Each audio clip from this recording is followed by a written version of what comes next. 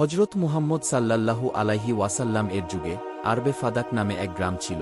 এই গ্রামে রোকানা নামে এক পালোয়ান বসবাস করত। সে ছিল বিশাল দেহের অধিকারী। তখনকার সময়ে রোকানা ছিল সবচেয়ে শক্তিশালী একজন পালোয়ান।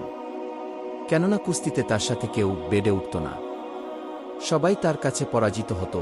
তখনকার সময়ে আরবের সবচেয়ে শক্তিশালী ব্যক্তি হিসেবে রোকানাকে সবাই গণ্য করত। একদিন রোকানা তার গ্রামের লোকদের সাথে কুস্তির ব্যাপারে কি যেন একটা আলোচনা করছিল। ঠিক সেই সময় সেখানে একজন ব্যক্তি এসে সকলকে উদ্দেশ্য করে বলল, তোমরা কি জানো মক্কায় একজন নবী এসেছেন যার নাম মুহাম্মদ সাল্লাল্লাহু আলাইহি ওয়াসাল্লাম, এবং তিনি আল্লাহর প্রেরিত একজন রাসূল, এবং তার উপর আসমানি কিতাব কোরআন নাইল হয়েছে, এবং তার কথা শুনে সবাই দলে দলে ইসলাম ধর্ম গ্রহণ করছে। তিনি নাকি অনেক জাদু জানেন। তার কথা শুনে লোকেরা বলো কি, তাহলে তো আমাদের অবশ্যই তার সাথে একবার দেখা করা উচিত।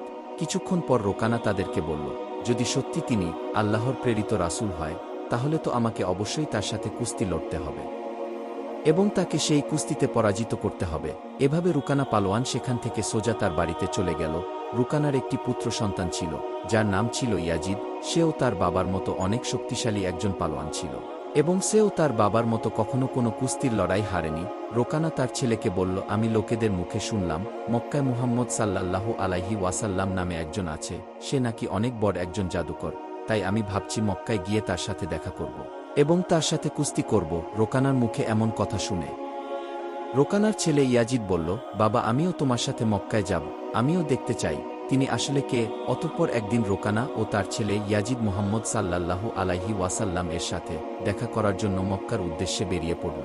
ফলে বেশ কয়েকদিন পর চলে মরুভূমির বিশাল পথ পাড়ি দিয়ে তারা মক্কায় গিয়ে পৌঁছাল। কিন্তু মক্কায় পৌঁছানোর পর রোকানা দেখতে পেল তার নিজের মনের ভেতর কেমন জানি এক অন্যরকম শান্তি অনুভব করছে। আর খেয়াল করে দেখল যে মক্কার লোকজনদের চেহারার মধ্যে কেমন জানি একটি নূরের আলো জ্বলছে, কারণ এখানে সবকিছুই আল্লাহর রহমতে প্রতিষ্ঠিত ছিল। মক্কার এমন পরিবেশ দেখে রোকানা তার ছেলেকে বলল, বাবা ইয়াজিদ, আমার মনে হয় এখানে বিশেষ কিছু আছে, কেননা আমি নিজের মতো কেমন জানি অন্যরকম শান্তি অনুভব করছি, এবং এখানকার মানুষগুলো কেমন জানি নূরের আলো আলোকিত হয়ে আছে, যা আমি আগে কখনো দেখিনি। বাবার মুখে এমন কথা শুনে ইয়াজিদ বলল, হে আমার পিতা, আপনার যেমন মনে হচ্ছে আমারও ঠিক তেমনি মনে হচ্ছে।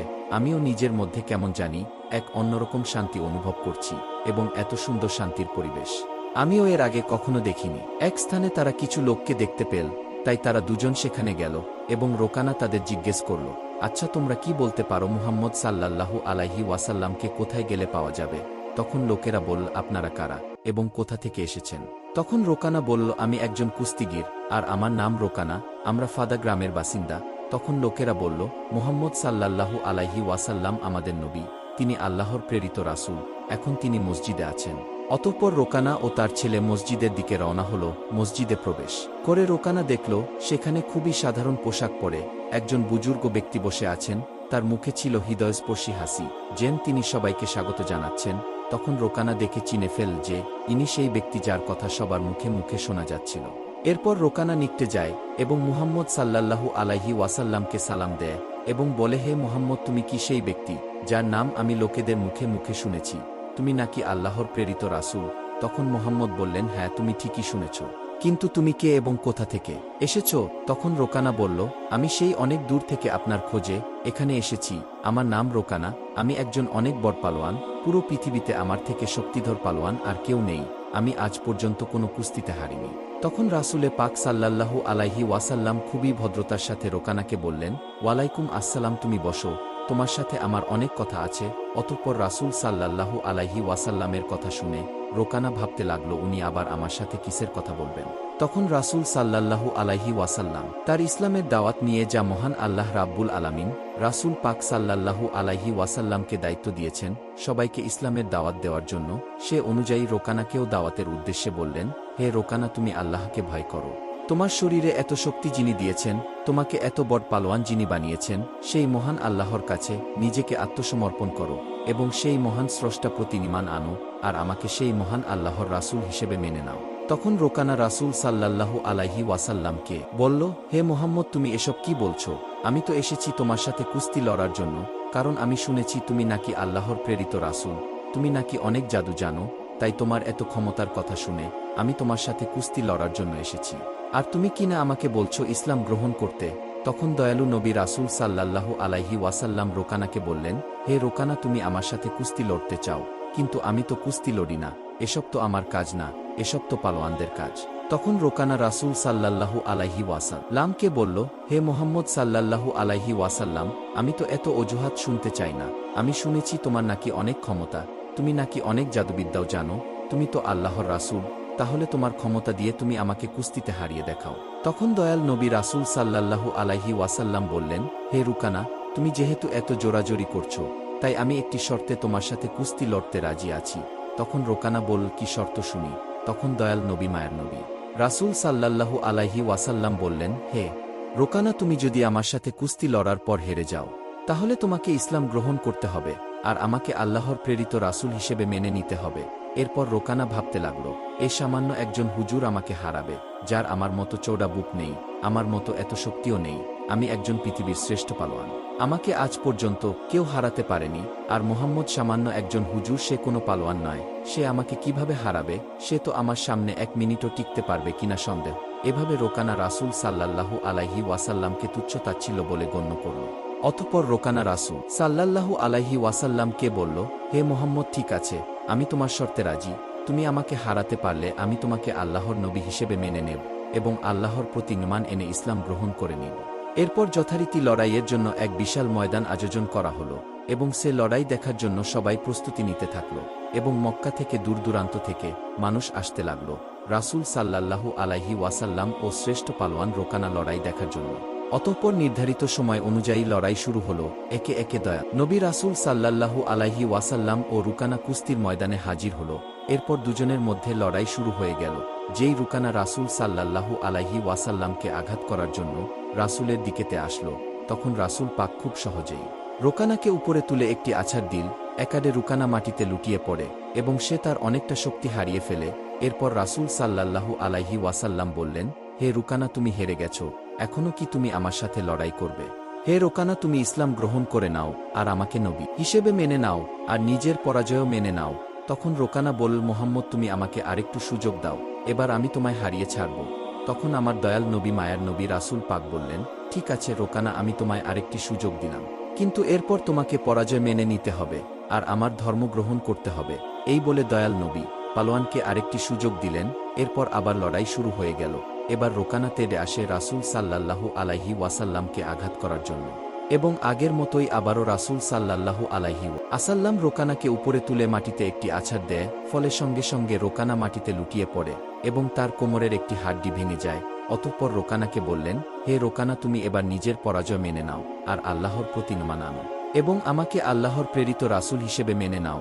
কিন্তু তখনও রোকানা নিজের পরাজয় মানতে পারছিল না, কারণ সামান্য একজন হুজুরের কাছে সে হেরে যাবে। যে পালোয়ানকে কখনো কোনো কুস্তিগিরি হারাতে পারেনি, সেখানে সামান্য একজন হুজুর যে কিনা কোনো পালোয়ান নয়। তাই রোকানা তার পরাজয় যেন কোনোভাবেই মানতে পারছিল না। ফলে রোকানা পুনরায় রাসূলকে অনুরোধ করল তাকে যেন আরেকটি সুযোগ দেয়া হয়। আর আমাদের নবী তো দয়াল নবী মায়ের নবী, যিনি ইসলামের জন্য একটি কেন হাজারো সুযোগ দিতে রাজি ছিলেন। তাই রাসূল বললেন, ঠিক আছে রোকানা, তোমাকে আরেকটি সুযোগ দিলাম, কিন্তু এবার না পারলে তোমাকে আমার শর্ত মেনে নিতে হবে। সে অনুযায়ী আবার লড়াই শুরু হয়ে গেল।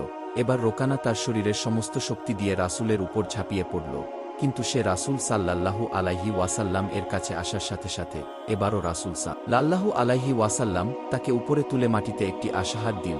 এবার আশার খেয়ে যেন রোগানা মাটিতে লুটিয়ে পড়ল। কোনোভাবেই সে আর উঠতে পারল না এবং সে তার শরীরের সমস্ত শক্তি হারিয়ে ফেল। এবার সে বুঝতে পারল, আসলে মুহাম্মদ সাল্লাল্লাহু আলাইহি ওয়াসাল্লাম সাধারণ কোনো মানুষ নয়, তিনি আল্লাহর প্রেরিত রাসূল আর ইসলামী শ্রেষ্ঠ ধর্ম।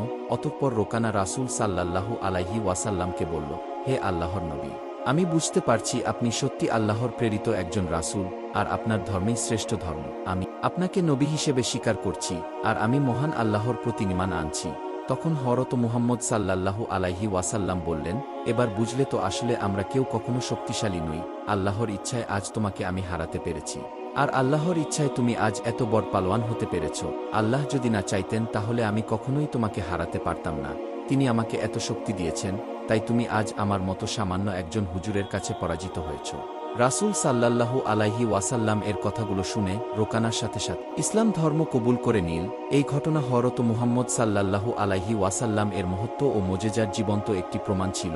অথবা রোকানা যখন হুজুর সাল্লাল্লাহু আলাইহি ওয়াসাল্লাম এর হাতে আত্মসমর্পণ করলেন আর ইসলাম কবুল করে নিলেন, তখন তার ছেলে ইয়াজিদ, যে নিজেও একজন নামকরা কুস্তিগীর ছিল, সে নিজের বাবার এ পরাজয় মেনে নিতে প্রস্তুত ছিল না। তার মনে এক গভীর আত্মবিশ্বাস ছিল, যা হুজুর রাসূল সাল্লাল্লাহু আলাইহি ওয়াসাল্লামকে চ্যালেঞ্জ করতে বাধ্য করছিল। ইয়াজিদ যৌবনের উচ্ছ্বাস আর নিজের বাবার পরাজয় রাসূলের সামনে দাঁড়িয়ে বলল, হে মুহাম্মদ, আপনি আমার বাবাকে কুস্তিতে হারিয়ে প্রমাণ করে দিলেন যে আপনি একজন অসাধারণ মানুষ, কিন্তু আমি এখন আপনার ক্ষমতার বিচার করতে পারিনি। আপনি কি আমার সঙ্গে কুস্তি লড়বেন? হুজুর পাক ইয়াজিদের চোখের দিকে তাকিয়ে তার চ্যালেঞ্জ গ্রহণ করে নিলেন, কারণ তিনি জানতেন যে ইয়াজিদের মনে এখনও সন্দেহ আছে, তাই তার জন্য ঈমানের আলোর প্রয়োজন। তখন ইয়াজিদ নিজেকে এ লড়াইয়ের জন্য প্রস্তুত করল, কারণ সেও নিজের বাবার মতই শক্তিশালী ছিল আর সে কখনো কারো কাছে পরাজিত হয়নি। ইয়াজিদ মনে মনে ভাবল যে সে হযরত মুহাম্মদ সাল্লাল্লাহু আলাইহি ওয়াসাল্লামকে হারিয়ে নিজের বাবার পরাজয়ের প্রতিশোধ নেবে আর নিজের বংশের মাথা গর্ভে উঁচু করে দেবে। এরপর যখন কুস্তি শুরু হয়, তখন ইয়াজিদ নিজের সকল শক্তি দিয়ে হযরত মুহাম্মদ সাল্লাল্লাহু আলাইহি ওয়াসাল্লাম এর উপর হামলা করল, কিন্তু রাসূল তার প্রতিটি আঘাতকে সহজে প্রতিহত করে দিলেন। এতে ইয়াজিদ অবাক হয়ে গেল, সে বিশ্বাস করতে পারছিল না এটা কিভাবে সম্ভব। হুজুর রাসূলের মুহূর্তের জন্য তাকে সুযোগ দিল, যেন সে তার পুরো শক্তি প্রয়োগ করে নেয়। এরপর আচমকা দ্রুতগতিতে রাসূল ইয়াজিদকে মাটিতে ছুটে ফেলে দিলেন। ইয়াজিদের পিঠ মাটির সাথে এত জোরে ধাক্কা খেল যেন তার মনে হলো যেন তার হাড্ডিগুলো ভেঙে গিয়েছে। ইয়াজিদ আবারও ওঠার চেষ্টা করল, কিন্তু তার পা নড়ছিল না। সে হুজুরের দিকে দেখল যে তার মুখে সে প্রশান্তির হাসি ছিল।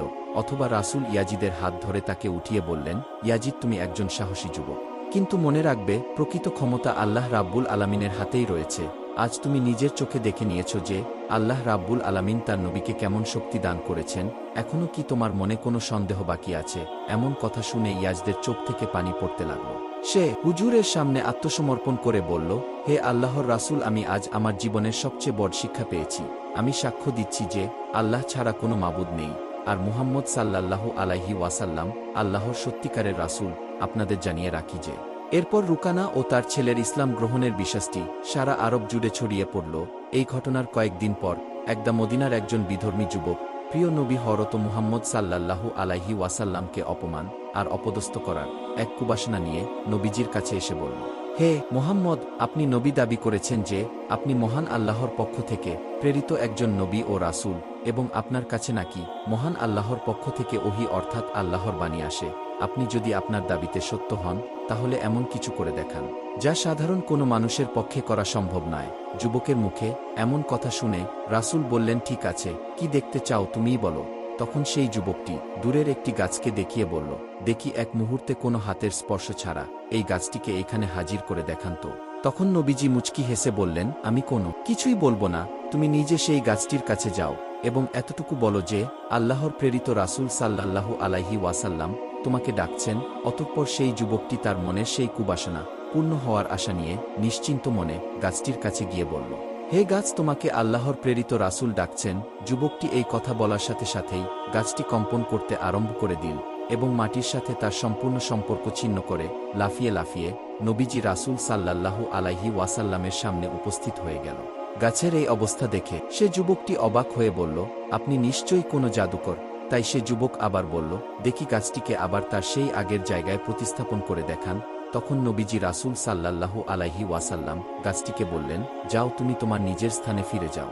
সাথে সাথে গাছটি আবার তার পূর্বের স্থানে ফিরে গেল। নবীজির এই অলৌকিক মোজেজা দেখে সাথে সাথে সেই যুবকটি উচ্চস্বরে কালেমা পড়ে মুসলমান হয়ে গেল এবং পরে সেই যুবকটি তার পরিবারকে মুসলমান করালো। মহানবী রাসূল সাল্লাল্লাহু আলাইহি ওয়াসাল্লামের পুরো জীবনটাই এমন অসংখ্য উদাহরণ দিয়ে পরিপূর্ণ। আমরা জন্মসূত্রে যারা মুসলিম, সেগুলো সঠিকভাবে অনুসরণ করতে পারলে পৃথিবীর অনেক কিছুই পাল্টে যেত। আল্লাহ আমাদের সবাইকে রাসূল সাল্লাল্লাহু আলাইহি ওয়াসাল্লামের রেখে যাওয়া শিক্ষাগুলোকে আমাদের জীবনে কাজে লাগানোর তৌফিক দান করুন, আমিন। তো দর্শক, এই ছিল আজকের ভিডিওটি আপনাদের কেমন লাগলো তা অবশ্যই কমেন্টে জানাবেন। ভিডিওটি যদি আপনাদের ভালো লেগে থাকে তাহলে চ্যানেলটিকে সাবস্ক্রাইব করে নোটিফিকেশন অন করে রাখবেন। দেখা হচ্ছে পরবর্তী কোনো নতুন ভিডিওতে, ততক্ষণ সুস্থ থাকবেন। আল্লাহ হাফেজ। আসসালামু আলাইকুম।